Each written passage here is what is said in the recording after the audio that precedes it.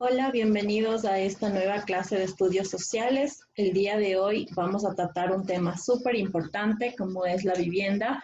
Esta clase va dirigida para mis alumnos de noveno, paralelo A y B. Me gustaría compartir con ustedes este tema súper importante, ya que estamos tratando acerca del desarrollo humano. Recuerden que clases anteriores nosotros habíamos hablado ya sobre lo que es el derecho de la salud, el derecho a la educación también, y el día de hoy vamos a hablar acerca del derecho a la vivienda. Bien, para poder empezar me gustaría definir con ustedes la destreza que quiero alcanzar, y nuestra destreza del día de hoy es identificar las demandas existentes sobre vivienda, comparándola con la forma en que se está enfrentando esta realidad en el país. Sabemos nosotros que todos los seres humanos, sin importar ninguna condición que tengamos, necesitamos de manera obligatoria tener un lugar donde vivir, tener un lugar donde resguardarnos. Y esto es conocido como la vivienda. Para poder llegar a desarrollar nuestra destreza, voy a tratar acerca de los siguientes temas. Vamos a hablar acerca de la distribución y tipo de viviendas, vamos a hablar sobre los servicios básicos y vamos a hablar también acerca de servicios estratégicos que nosotros tenemos dentro del ámbito de la vivienda. Miren, para empezar vamos a definir y podemos decir nosotros que una vivienda es un lugar protegido o una construcción que ha sido acondicionada para que viva una o varias personas.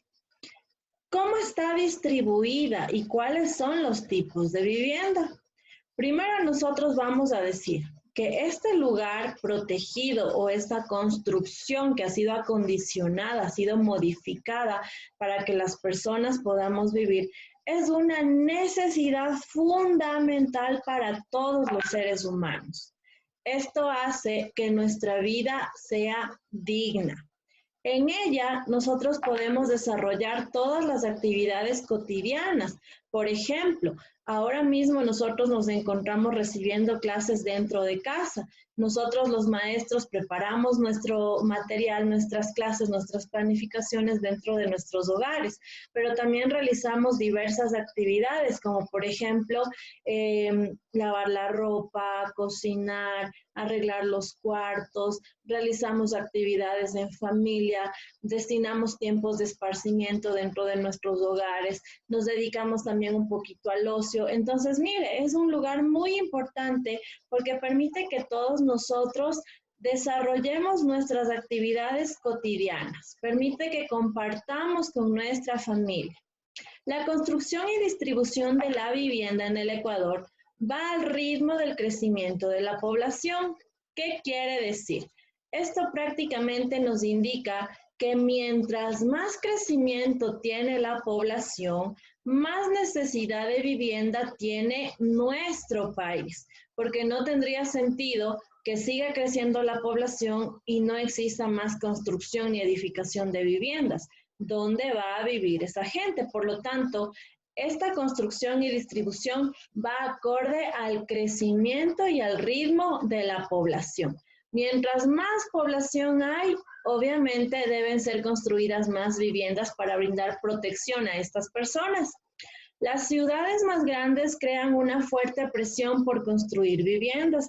Recuerda que nosotros, si nos centramos en nuestro país, en Ecuador, los lugares con más demandas de construcción de viviendas prácticamente son Guayas y Pichincha, porque son los lugares donde hay más asentamiento de personas. ¿Y por qué? Porque son centros económicos activos y muchas personas de otras provincias, de otros lugares o incluso del campo, buscan llegar a Guayas y Pichincha para poder adquirir mejores trabajos, para tener mejores ingresos para sus vidas.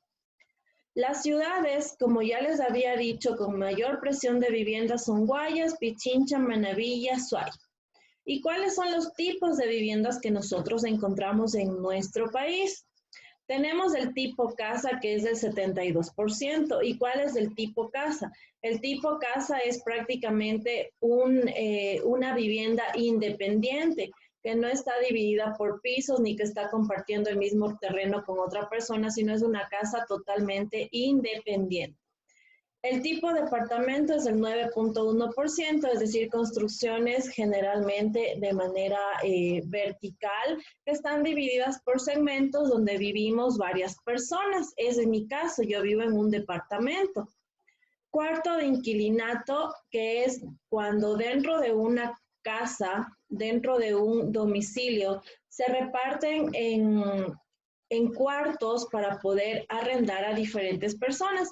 Generalmente esto nosotros lo encontramos en lugares cerca a las universidades, donde vienen estudiantes de provincia y llegan a vivir en estos cuartos de inquilinato. La mediagua, que son construcciones pequeñitas, carentes de servicios básicos en muchos contextos, dependiendo del lugar donde estos sean asentados. Tenemos también el rancho, tenemos la covacha y tenemos la choza, que son ya tipos de vivienda mucho más precarios y carentes de servicios. Generalmente estos se ubican en lugares extremadamente lejanos a las ciudades. Nosotros podemos decir también en cuanto al porcentaje de viviendas en el Ecuador, que el 67.4% son viviendas propias, es decir, son viviendas que pertenecen a una familia en específico, que no tienen que pagar el arriendo. Y el 23% tenemos de viviendas alquiladas. Y nosotros decimos que hay un porcentaje muy elevado de viviendas propias en nuestro país. Y esto nos genera muchas veces una confusión, porque decimos, obviamente, si tiene para hacer su casa es porque no está pasando por necesidades económicas. Si pudo construir su departamento, si pudo construir su media agüita, es porque en realidad tienen dinero, pero no es así. La realidad es muy distinta. Nosotros hablamos que el 67.4% tienen viviendas propias, pero estas viviendas muchas veces no son aptas para que las personas puedan desarrollar todas sus actividades cotidianas. ¿Qué quiero decir con esto? Que en algunos casos las personas han buscado materiales reciclables para poder ir a construir sus casas en terrenos baldíos o en terrenos que aparentemente no tengan dueño. Recogen cartón, recogen madera, recogen, qué sé yo, unos pocos bloques, reúnen dinero para comprar zinc, es decir, hacen sus viviendas, sí, pero no están en las mejores condiciones. Generalmente esto se ve en la costa y también se ve en zonas muy alejadas de la ciudad, en el campo. De tal manera que el hecho de que existan muchas viviendas propias no quiere decir que la gente vive con muchísimo dinero, que tiene capacidades económicas como para construir. Los servicios básicos son prácticamente el acompañamiento muy importante que deben tener las viviendas, porque sabemos que nosotros en una casa habitamos un promedio de 4 o 5 personas. Obviamente, algunas familias son más numerosas, otras familias son menos numerosas, pero el promedio está entre 4 y 5 personas. Y la dotación de servicios básicos es prácticamente indispensable. ¿Por qué? Porque los seres humanos necesitamos de agua potable para poder vivir, para poder alimentarnos, para poder asearnos, para poder hacer un sinnúmero de cosas, y también necesitamos de energía eléctrica. ¿Para qué la energía eléctrica? Para poder hacer uso de todas las herramientas tecnológicas que posiblemente poseemos en nuestros hogares. Lamentablemente, esta distribución de servicios básicos no son iguales en el campo y la ciudad. En la ciudad hay una gran demanda de poder satisfacer estas necesidades de la gente, pero en el campo el contexto es muy distinto. La gente tiene servicios básicos muy limitados. Por ejemplo, el alcantarillado y el agua potable en la zona urbana es del 80%. Urbano significa en la ciudad, mientras que en el campo solamente cubre el 20%. Miren cómo disminuye el porcentaje. Mientras más lejos esté, menos servicios básicos tiene.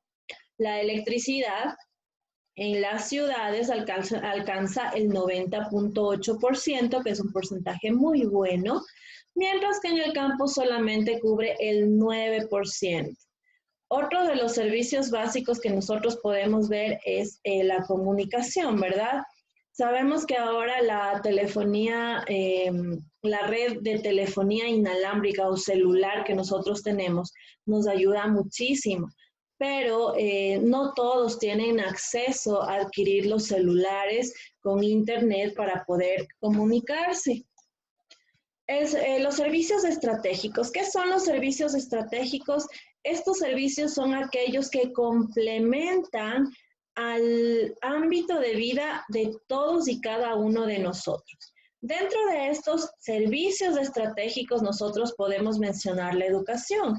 Quiere decir que en un lugar donde habitan un número de personas, por lo menos debe haber establecimientos educativos que puedan satisfacer las necesidades de los niños, de los jóvenes y de los adolescentes. No tendría sentido que yo viva en una ciudad si no existen escuelas, si no existen colegios, si no existen centros de formación. No tendría sentido que yo viva en el campo y sin embargo tenga que venir a la ciudad para estudiar. No, estos son sistemas estratégicos que complementan el buen funcionamiento de la vida de todas las personas. La salud también. Es importante que en un lugar que está habitado existan centros de salud, existan hospitales, existan lugares donde van a atender a las personas que tienen alguna dificultad en cuanto a su salud. El comercio, es importante que existan tiendas, es importante que existan mercados, es importante que existan locales de almacenes, en fin, un sinnúmero de contextos que permiten que se ejerza el comercio. Las áreas de esparcimiento, como son los espacios verdes, los parques, las canchas, los estadios, donde la gente pueda también convivir y hacer un poco de deporte, salir a despejar su mente, a caminar un poco, a pasear con la mascota, entre otras cosas. Los servicios de recolección de basura también son sumamente importantes porque sabemos que nosotros todos los días producimos desechos. Algunos son orgánicos y otros inorgánicos. Necesitamos de un servicio de recolección de basura permanente porque si no tenemos este servicio va a llegar a colapsar. Y es ahí donde vamos a tener nosotros muchísimos problemas de salud. Y el transporte, que también es un factor importante para que la gente pueda movilizarse a diferentes lugares, a sus trabajos, a visitar a su familia, tal vez a pasear, a sus establecimientos educativos, entre otros. Listo, miren, esto es todo en cuanto a lo que yo les puedo explicar acerca de la vivienda. Me gustaría que para complementar esta clase nosotros podamos observar un video. Les voy a presentar un video donde nos menciona precisamente que la educación, que la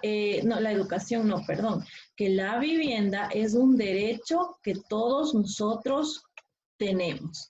Entonces, ponga muchísima atención porque vamos a dar paso al siguiente video. Con esto vamos a complementar todo lo que nosotros hemos tratado.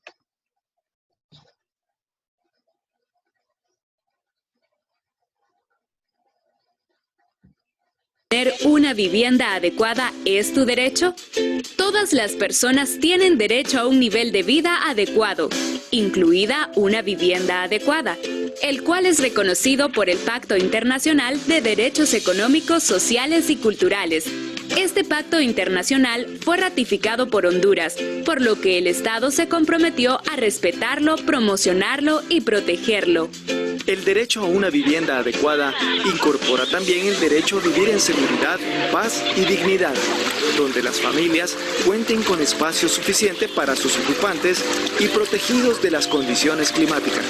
Igualmente, implica disponer de servicios básicos asociados como agua potable, el saneamiento y electricidad. La vivienda debe ser accesible en términos económicos y las personas deben tener seguridad jurídica respecto a su tenencia. El derecho a una vivienda adecuada comprende también las medidas necesarias para prohibir los desalojos forzosos, luchar contra la discriminación y centrarse en los grupos en situación de vulnerabilidad y marginación.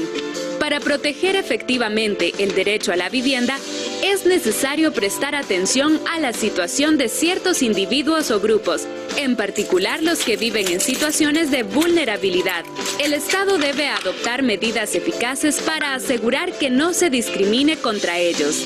Asimismo, el Estado también debe, en la medida en que se lo permitan los recursos de que dispone, prevenir y solucionar la carencia de vivienda y asegurar, especialmente por medio de subsidios y otras medidas, una vivienda adecuada a las personas o grupos que, por motivos fuera de su control, no pueden disfrutar del derecho a una vivienda adecuada. El derecho a una vivienda adecuada también supone para el Estado la responsabilidad de velar por que los actores privados respeten los derechos humanos y el medio ambiente. En ese sentido, debe regular y vigilar que el sector privado formule programas e instrumentos que incorporen los derechos humanos en sus operaciones comerciales relacionadas con la construcción, evitando así que se produzcan daños a las viviendas y medio ambiente de los residentes en las zonas donde desarrollan su actividad. Todas estas características son esenciales para asegurar la dignidad y el desarrollo de la persona y la familia. El acceso a una vivienda adecuada es tu derecho. Conócelo y exígelo. Perfecto, mire, acabamos nosotros de observar este video donde nos dice que el Estado juega un papel sumamente importante también en cuanto a la capacidad de satisfacer la necesidad de muchísimas personas que tal vez porque son vulnerables o porque están en riesgo, no pueden ellos por sus propios medios construir sus casas. Para finalizar, me gustaría que usted en este momento realice la siguiente actividad. Puede realizar la captura de pantalla y lo que vamos a hacer es unir con líneas. Mire, tenemos acá en la parte de arriba, tenemos los tipos de viviendas y en la parte de abajo tenemos las personas que posiblemente, según sus características, ocuparían cada una de las viviendas. Lo que ustedes tienen que hacer es ir uniendo con líneas para que de esta manera podamos identificar. Es una actividad de recreación, no es una actividad difícil, entonces usted lo puede hacer, no se va a demorar mucho tiempo. Una vez que haya culminado su actividad, va a elaborar un resumen de la clase de hoy en su cuaderno, va a enviarme la captura de pantalla al código de Classroom. Tenemos el código ya de noveno A y también tenemos el código de noveno B. Entonces, con ustedes hasta aquí hemos llegado con la explicación de la clase de hoy. Hemos visto ya acerca de la vivienda y su importancia como derecho. Les agradezco mucho por su atención. Nos veremos en una próxima clase. Hasta luego.